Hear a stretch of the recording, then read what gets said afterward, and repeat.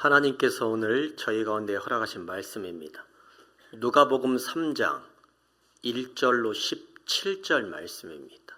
디베료 황제가 통치한 지 15해, 곧 본디오 빌라도가 유대의 총독으로, 헤롯이 갈릴리의 분봉왕으로, 그 동생 빌립이 이두레와 드라고닛 지방의 분봉왕으로, 루사니아가 아빌레네의 분봉왕으로, 안나스와 가야바가 대제사장으로 있을 때에 하나님의 말씀이 빈들에서 사가랴의 아들 요한에게 임한지라.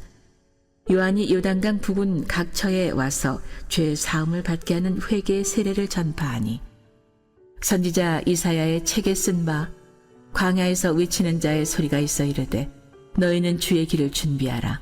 그의 오실 길을 곧게 하라.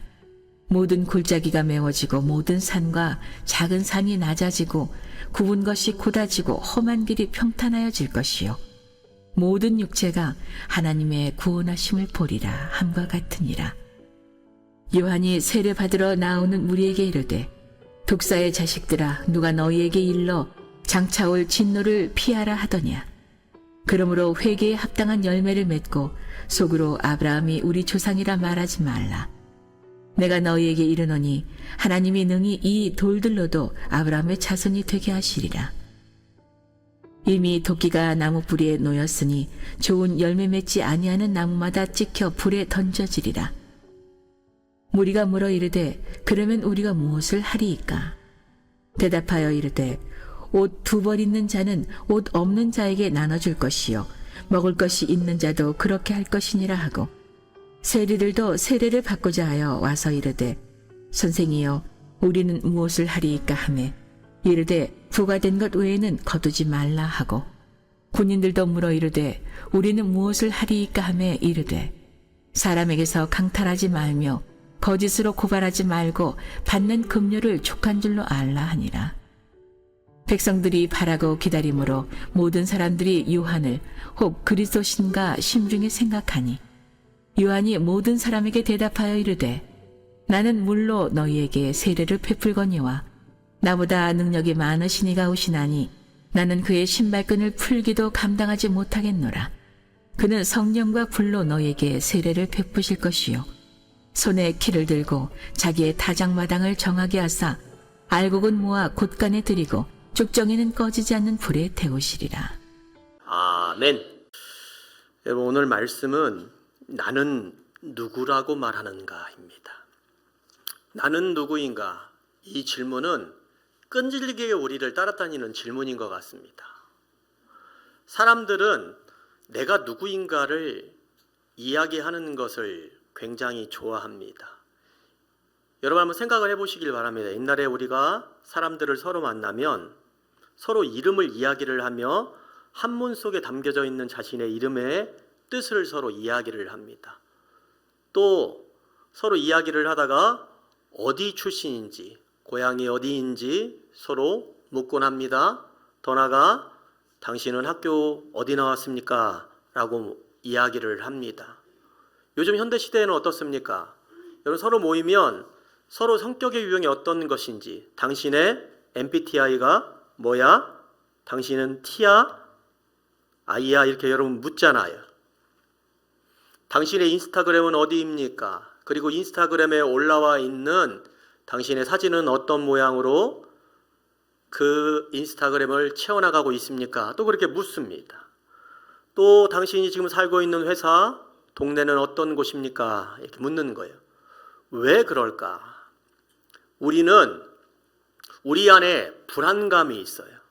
이 불안감이 우리로 하여금 무엇인가 꽉 고정된 타이틀, 세상에 알아주는 타이틀에 나를 묶어두지 아니하면 내가 이 세상에서 사라질 것 같은 그런 불안감에 다 사로잡혀 있다라는 겁니다. 그런데 오늘 우리가 읽은 이 본문에서 우리는 예수님과 동시대에 살았던 한 인물 요한이라고 하는 그 사람에 집중하면서 전혀 다른 삶의 방식으로 나를 찾아가는 그 여정을 다루고자 합니다. 오늘 이걸 파헤쳐 보면서 이 세상의 방식이 아닌 전혀 다른 방식으로 이 세상을 살아가면서 좀 단단하게 서 있을 수 있는 방법이 없을까? 내 자신을 찾아가는 그 정체성을 제대로 한번 찾아가 볼 수 있는 방법이 없을까? 그런 화두를 던지며 오늘 말씀을 시작하고자 합니다. 오늘 말씀 본문은 처음부터 재미있게 이 세상 속에 의도적으로 파워맵을 우리에게 보여주는 것으로 시작을 합니다. 그 당시 로마의 황제 디베리오로부터 시작을 하여 그 밑에 있는 각 지역의 분봉왕, 대제사장 안나스와 가야바라고 하는 사람을 우리에게 소개를 하면서 그 당시 힘 있는 사람들의 모습을 우리에게 의도적으로 일렬로 배열을 시키고 있다라고 하는 이야기입니다. 그런데 정작 하나님의 목소리는 이 화려한 권력이 있는 사람들에게 임하여졌던 것이 아니라 저 멀리 광야에 있는 한 청년 요한에게 임했다라고 하는 사실입니다. 오늘 이러한 극적인 대비가 오늘의 말씀의 시작입니다. 바로 그 지점에서 오늘의 말씀을 시작하고자 합니다. 같이 한번 해보겠습니다. 나는 성전이 아닌 어디의 사람입니까? 광야의 사람입니다. 솔직히 여러분 이 부분이 잘 이해가 가지 않는 장면입니다. 왜냐하면 요한은 제사장 출신의 사람입니다. 요즘 말로 하면 금수저예요. 요한의 아버지가 제사장이니까 요한도 가만히 있으면 제사장이 될 수 있는 겁니다. 아버지를 따라서 예루살렘 성전에 그냥 가만히 있으면 안정적이고 명예로운 미래가 보장되어 있는 삶이 바로 이 요한의 삶이었습니다. 그런데 이 요한이 자기 자신이 얻은 이 선택지를 다 내려놓고 광야로 나갔다는 거예요. 이해되지 않는 말이잖아요, 여러분. 그렇습니다. 오늘 본문이 던지는 첫 번째 질문입니다. 여기서 말하는 이 성전은 그냥 건물로서의 성전이 아닙니다. 이 사회를 지탱하고 있는 안정적인 시스템, 그것을 의미하는 것이죠. 그래서 여러분 이 성전은요, 안정, 성공, 기득권, 명문과 이런 배경들을 포함하고 있는 것입니다. 반면에 광야는 이 세상에 가지고 있는 모든 타이틀이 없어지는 곳입니다. 철저하게 외로운 곳입니다. 나밖에 없는 곳입니다. 무시당할 수 있는 사람조차도 없는, 아무도 없는 곳입니다. 그러나 역설적이게도 바로 이런 곳에서 세상의 소음이 꽉 차단된 바로 이런 곳에서 자신의 내면의 소리에 집중할 수 있게 된다라고 하는 이야기입니다. 요한은 바로 이곳에서 세상이 주는 정체성이 아니라 자신을 누구라고 부르는 그 세상이 이야기하는 그 정체성이 아니라 바로 이곳에서 그는 하나님께 자기 자신의 정체성을 두기로 작정한 것입니다. 다시 말해서 요한은 안정적인 시스템 안에서 내가 누구누구의 아들이다, 내가 제사장으로서 이 성전을 지키고 있는 사람이다 라고 하는 그런 방식으로 자신의 정체성을 규정하는 것이 아니라 나는 하나님께서 부르신 사람이다 라고 하는 정체성으로 자기 자신을 규정하는 것입니다. 생각해 보니 여러분 우리의 삶에도 이런 성전과 광야가 있지 않습니까? 남들이 부러워하는 직장, 또한 남들이 부러워할 만한 그러한 학교, 소셜미디어에서 안고 있는 수많은 인기들, 이것이 여러분들 저희 모두를 지켜주는 성전일 수 있습니다. 또 다른 사람이 나를 생각하는 그런 평판이 나를 지켜주는 성전일 수 있습니다. 맞는 말입니다. 그런데 여러분 우리의 시선을 한 발짝 내려놓고 요한의 삶에 한번 집중해 보시길 바랍니다. 요한의 삶은 예수 그리스도의 또 다른 예표의 삶입니다. 믿는 우리 그리스도인들이 반드시 요한의 삶을 통하여 하나님께로 나아가야 합니다. 여러분 예수님은 온 우주의 중심인 하늘 보좌, 그러니까 최고의 성전에 계셨지만 그 귀한 성전을 내려놓고 저와 여러분을 구원하기 위하여 광야와 같은 이 세상 가운데 내려오셨습니다. 그런 의미에서 여러분 우리의 삶에 닥쳐오는 고난, 아픔, 외로움, 이것이 꼭 나쁜 것만은 아닐 수가 있다는 것입니다. 바로 그러한 삶의 환경들 속에서 우리는 좀 더 가까이 하나님께로 나아갈 수 있는 삶을 살아갈 수 있다는 것입니다. 그리고 내가 그토록 의지했던 성전이라고 하는 거짓된 정체성을 바로 그곳에서 내려놓을 수가 있는 겁니다. 오늘 이런 모든 어려운 환경들이 진짜 나를 만나게 할 수 있는 우리 아버지 하나님께서 마련한 소명의 자리일 수 있다라고 하는 이야기입니다. 광야가 저주의 땅이 아니라 소명의 땅이 될 수 있다라고 하는 사실입니다. 여러분, 이것은 정말 놀라운 관점의 전환이지 않습니까? 둘째로 여기서 두 번째 핵심으로 한번 넘어가 보도록 하겠습니다. 같이 한번 해보겠습니다. 나는 독사의 자식들입니다. 우리의 상식을 완전히 깨는 내용이 오늘 성경에 등장을 합니다. 요한에게 수많은 사람들이 몰려드는데 요한이 그 많은 사람들을 향해서 첫 번째로 던진 말이 뭐라고요? 이 독사의 자식들아 라고 이야기를 하는 것입니다. 여러분, 이 말이 감이 잘 오시지 않지요? 제가 오늘 설교를 시작을 할 때 여러분들에게 이야기를 하는 거예요. 야, 이 독사의 자식들아. 저는요, 바로 옷 벗어야 돼요. 바로 교회에서 쫓겨나는 거예요, 여러분. 당연하죠. 그런데 여러분, 요한의 이 외침이 단순한 욕설이 아니라 사랑의 초청이었다라고 오늘 말씀은 그렇게 증언하고 있습니다. 목사님, 너무 급진적인 해석 아닙니까? 너무 요한 중심의 해석을 지금 하고 있는 것 아닙니까? 말도 안 되지 않습니까? 사랑은 사랑이고 욕설은 욕설이죠. 어떻게 욕설이 사랑이 될 수 있는 것입니까? 그렇게 이야기할 수 있어요. 충분히 여러분 그렇게 생각할 수 있습니다. 그런데 여러분, 사실 우리가 이 이야기를 이해하려면 그 당시 유대 사회의 문화를 좀 이해할 필요가 있어요. 바로 아브라함의 자손이다라고 하는 이 혈통적, 종교적 선민의식이라는 것입니다. 오늘날로 치면 나는 명문가 자손이야. 나는 엘리트 그룹에 속해 있어. 그렇게 이야기하는 것과 여러분 마찬가지입니다. 누구도 건드릴 수 없었던 단단한 정체성의 기반이라고 했던 것, 오늘 그것이 바로 이스라엘 백성이 가지고 있었던 나는 아브라함의 자손이다라고 하는 이야기입니다. 그런데 요한이 오늘 그 지점을 정면으로 공격하고 반박하고 있습니다. 아브라함의 자손? 웃기지 마. 너희들의 삶의 회개 열매를 보니 그건 아브라함의 자손이 아니야. 너희들의 삶은 실로 옛뱀, 사단과 같은 그러한 삶을 살아가고 있어. 바로 이렇게 요한이 지금 선언하고 있는 것입니다. 이것은 그들의 정체성을 지금 뿌리채 뒤흔들고 있는 요한의 선언입니다. 여러분, 듣기만 해도 아찔하지 않습니까? 그런데 요한이 왜 도대체 이렇게까지 하면서 이스라엘 백성들을 지금 건들고 있는 것입니까?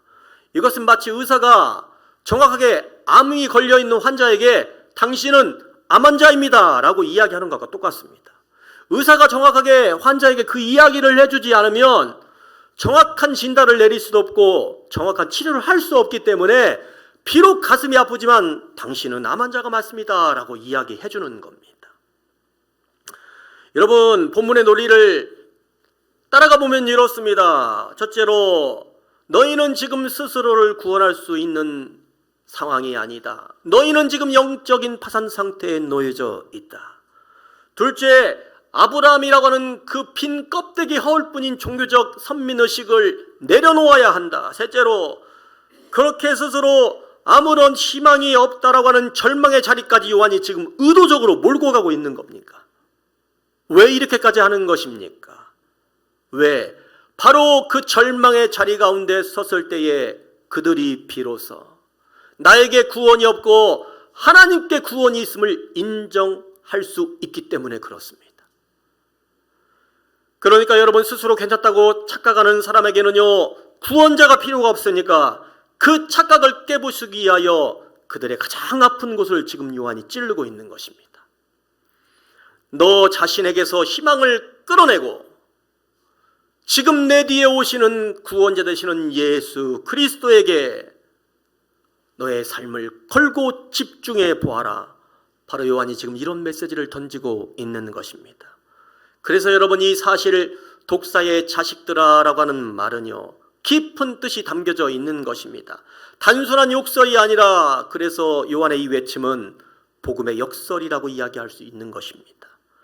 가장 무서운 저주처럼 들리는 말이 사실은 가장 사랑스러운 말이었다라는 이야기입니다. 이 말씀은 오늘 우리에게 시사하는 바가 너무나도 큽니다.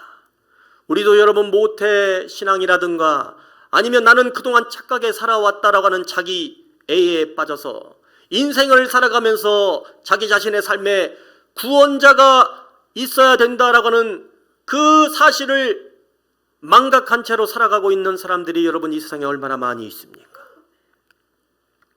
요한의 외침은 그런 안일한 사람들에 대한 강력한 경고입니다. 자신의 실체를 정확하게 마주하게 하는 곳에서 그들의 정체성이 깊어진다라고 하는 이야기입니다. 여러분, 우리는 아버지 앞에 철저한 죄인입니다. 오늘 그래야 내가 어떤 사람인지를 깨닫게 되는 거예요. 여러분, 우리는 대단한 것 같지만 대단한 존재가 결코 아닙니다.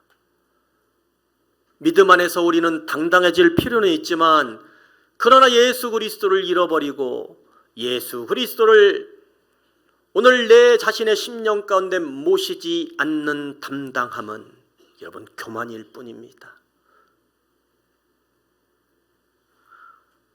이렇게 여러분 말씀을 전하던 요한에게 수많은 사람들이 몰려들기 시작하는 겁니다. 그런데 요한처럼 여러분 인기가 많아지면 사람이 여러분 교만해지기 마련이지 않습니까? 요한이 활동하던 그 시기에 많은 사람들이 오늘 말씀을 어떻게 증언합니까? 요한이 메시아니까 이런 생각을 심중히 했다고 이야기하지 않습니까? 그렇다면 당연히 사람이 교만해지겠죠. 바로 이 지점에서 셋째입니다. 같이 한번 해보겠습니다. 나는 예수님을 가리키는 손가락입니다. 나는 뭐라고요? 예수님을 가리키는 손가락이다. 사실 모두가 요한을 주목하고 그가 마음만 먹으면 위로 올라설 수 있는 환경이 조성이 되었어요. 절호의 찬스가 요한에게 찾아온 것입니다. 그런데 바로 그때 그가 뭐라고 합니까? 나는 그의 신발끈을 풀기도 감당하지 못하겠노라. 사실 여러분 이 신발끈 비유가 굉장히 충격적인데요. 이 당시의 사회의 문화를 살펴볼 필요가 있습니다.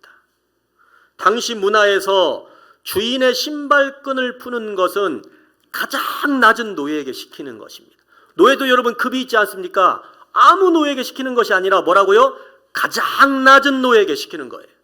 그리고 그 가장 낮은 노예 중에서 특별히 자기 민족 출신의 노예들, 어쩔 수 없이 자신의 민족들 가운데 노예가 된 사람들이 있지 않습니까? 그런 사람들에게는 시키지 않고 저 멀리 이방에서 잡아온 그러한 낯이 낮은 사람에게 시키는 일이 바로 내 신발끈을 풀어내는 일이라는 거예요.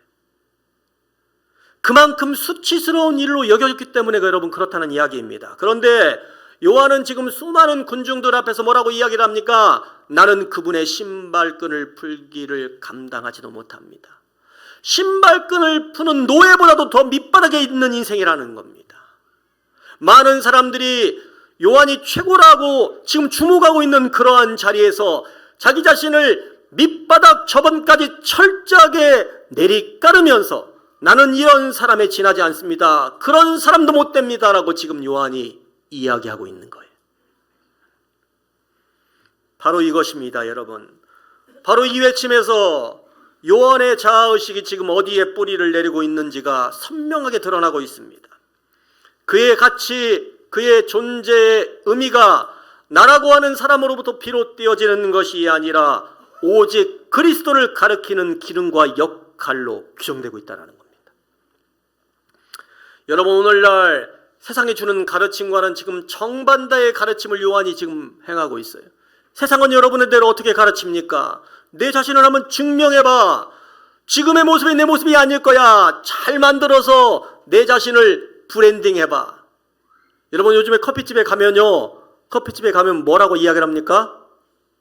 그냥 일반 커피 하지만 브랜딩한 커피가 유명하잖아요, 여러분.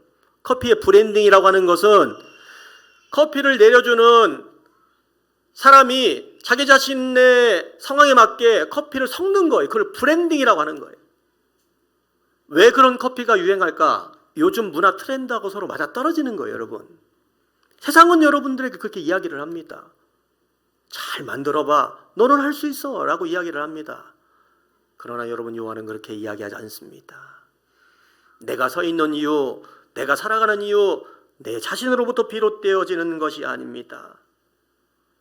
내 자신은 주님 앞에 설 때만, 주님을 가리키는 기능을 가지고 있을 때만, 그 역할을 수행할 때만 온전한 것입니다.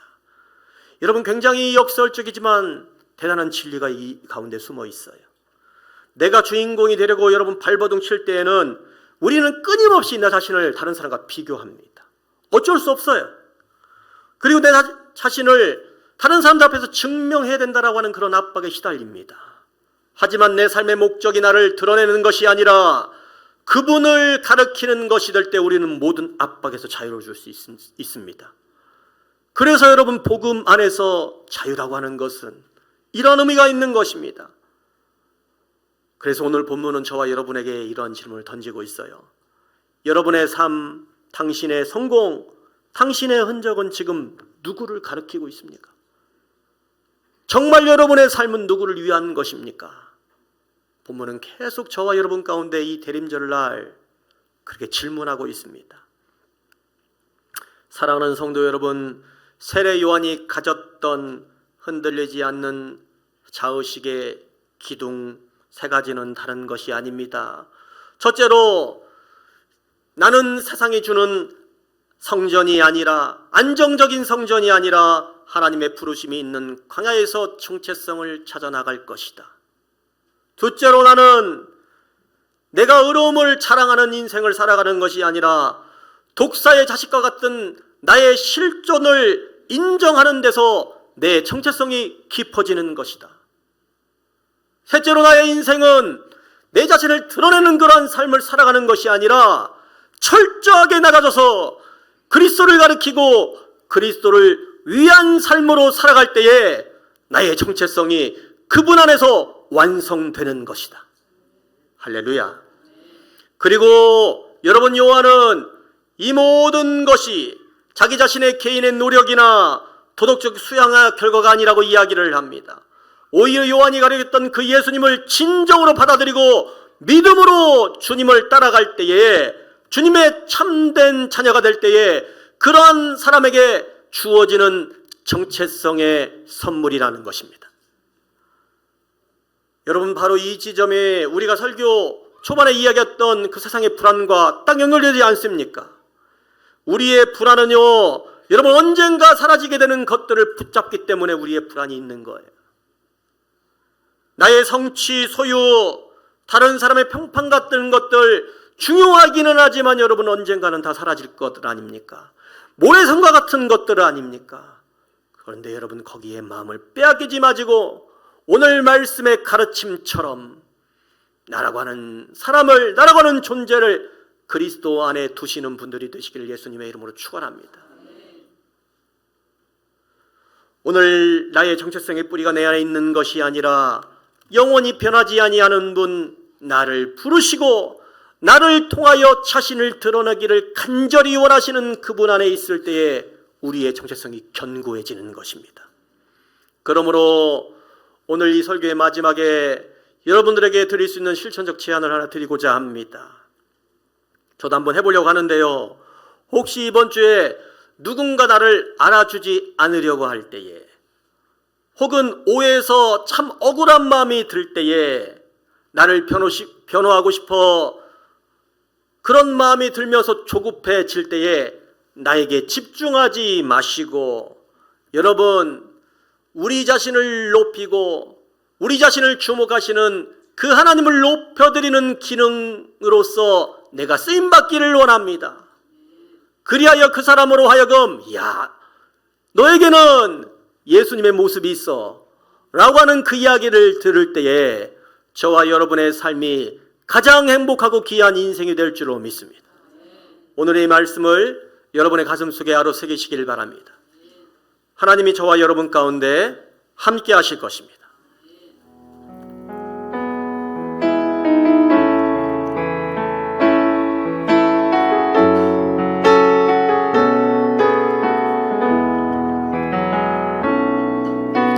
내게로부터 눈을 들어 주를 보기 시작할 때 주의 일을 보겠네. 내 작은 마음 돌이키사 하늘에 꿈꾸게 하네. 주님을 볼 때 모든 시선을 주님께 드리고 살아계신 하나님을 느낄 때 내 삶은 주의 역사가 되고 하나님이 일하기 시작하네. 성령이 나를 변화시켜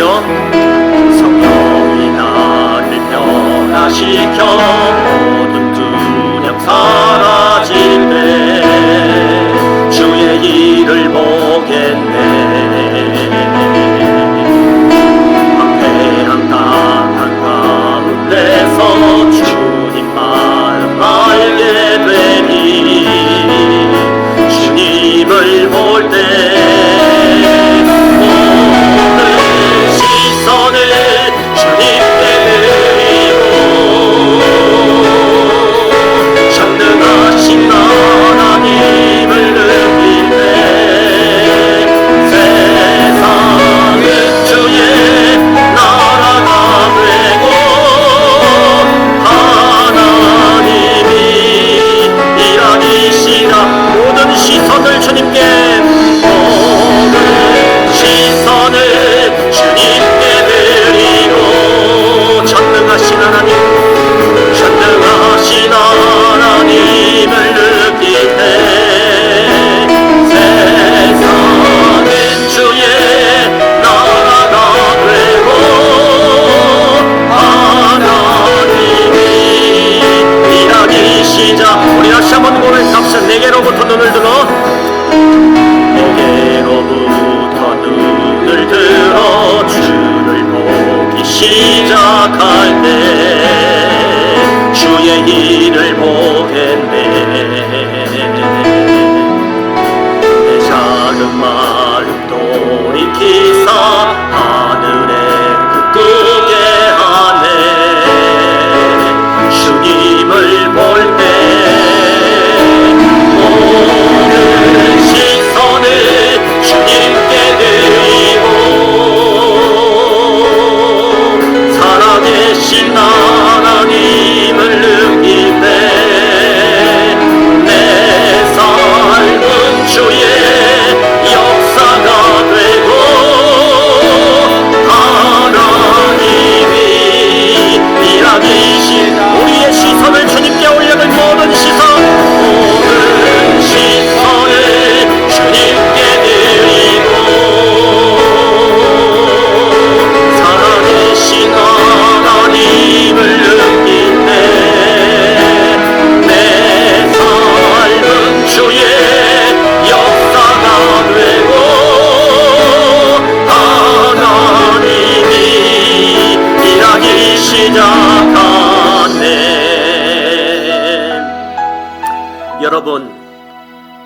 여러분은 무엇으로 나를 증명하려고 하고 있습니까? 혹시 무너질 수밖에 없는 세상의 성전, 화려한 타이틀과 사람들의 인정 속에 나를 가두고 있지는 않습니까? 이 시간 기도할 때에 우리의 거짓된 가면을 벗어버리기를 원합니다. 주님, 저는 그럴듯해 보이지만 실상은 독사의 자식처럼 내 안에 죄와 욕심이 가득합니다. 나 스스로 구원에 이를 수 없는 존재입니다. 이 정직한 절망의 고백을 주님께 올려드립시다. 그리하 이제는 내가 세상의 주인공이 되려고 하는 모든 헛된 시도를 멈추고 오직 예수 그리스도만을 가리키는 손가락이 되게 해달라고, 과와 같은 내 삶에서 아버지 하나님 주님 한 분만으로 만족하는 그러한 인생을 살게 해달라고 우리 주님 한번 가족들이 함께 기도합니다. 주여, 우리 아버지 하나님 정녕 인생을 살아가며 내 자녀 가운데 집중하고 있는 모든 아버지 사탄의 유혹들은 예수님의 이름으로 철저하게 드러나게 하려 하옵시며, 나는 아버지 하나님 아무것도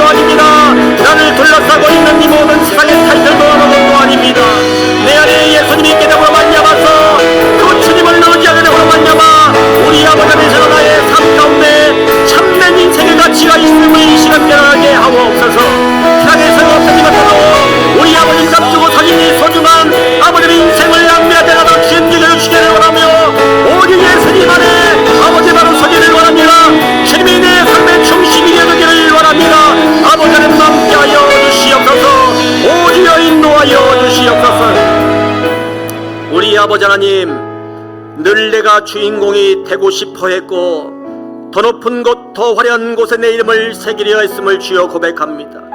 하나님이 모든 죄악을 예수님의 이름으로 용서하여 주시기를 원합니다. 우리 또한 세례 요한처럼 주님의 신발끈을 푸는 것조차 감당할 수 없는 은혜 입은 자들임을 오주여 기억하게 하옵소서. 나의 성공과 자랑이 나를 설명하는 것이 아니라 나를 통하여 우리 주 예수 그리스도가 이 땅에 드러나는 것이 내 삶의 유일한 이유가 되게 하옵소서. 예수님의 이름으로 간절히 기도하옵나이다. 아멘.